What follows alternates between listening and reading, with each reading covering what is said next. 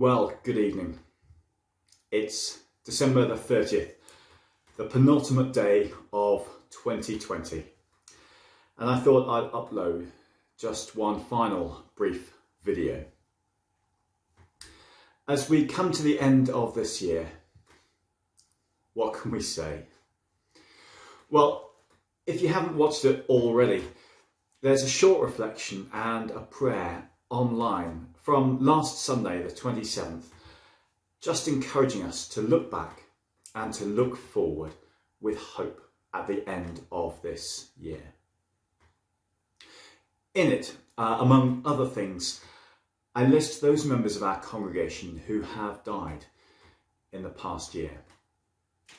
Since that video was made, two more of our members, Dorothy Pinkerton and Molly Buxton, have died. And as we said earlier in Advent, we particularly feel that acuteness at this time of year. But we thank God for their lives and for their faith and for the hope they and we have in Jesus. And do pray for their families and friends now mourning a loved one. There are some prayer points at the end of this video, but I simply want to read some verses which remind us, in all the year past and whatever is to come, in the midst of this global pandemic, of the one who sits on the throne and of the hope we have in him. And then Deborah McKnight is going to read a poem that reflects on the year in the light of this faith and hope. So Revelation chapter 7, verses 9 to 17. After this I looked, and there before me was a great multitude that no one could count, from every nation, tribe, people and language, standing before the throne and in front of the Lamb. They were wearing white robes and were holding palm branches in their hands, and they cried out in a loud voice, "Salvation belongs to our God, who sits on the throne, and to the Lamb." All the angels were standing round the throne and around the elders and the four living creatures. They fell down on their faces before the throne and worshipped God, saying, "Amen. Praise and glory and wisdom and thanks and honour and power and strength be to our God forever and ever. Amen." Then one of the elders asked me, "These in white robes, who are they, and where did they come from?" I answered, "Sir, you know." And he said, "These are they who have come out of the great tribulation. They've washed their robes and made them white in the blood of the Lamb. Therefore they are before the throne of God and serve him day and night in his temple. And he who sits on the throne will spread his tent over them. Never again will they hunger.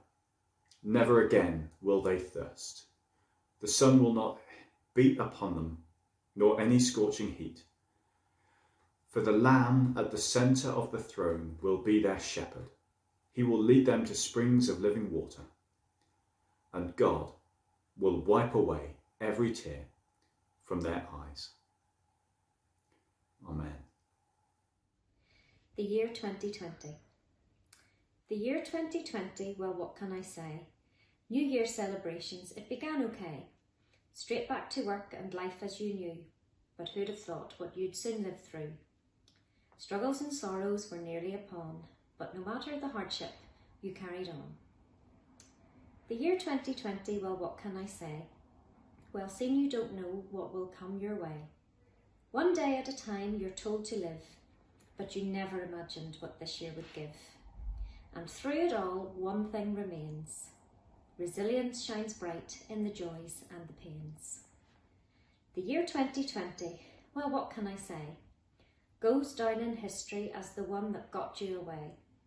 Away from the norm and routine daily tasks, interrupted by lockdown, isolation and masks. But with friendships that bonded a lifetime ago, you'll journey together as onward you go. As you take lessons learned and live through this year, with God on your side, you have nothing to fear. Please remember the faith that shows who you are and the courage it's taken to bring you this far. Take strength from the fact that you're never alone. Look up to the one who sits on the throne.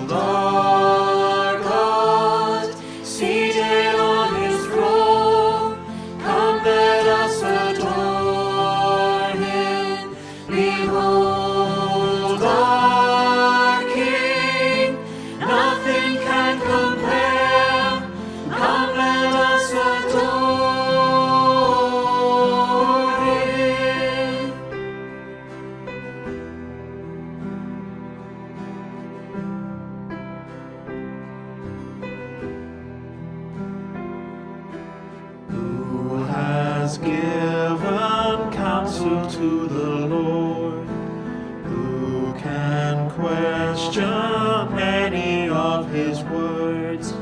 Who can teach the one who knows all things? Who can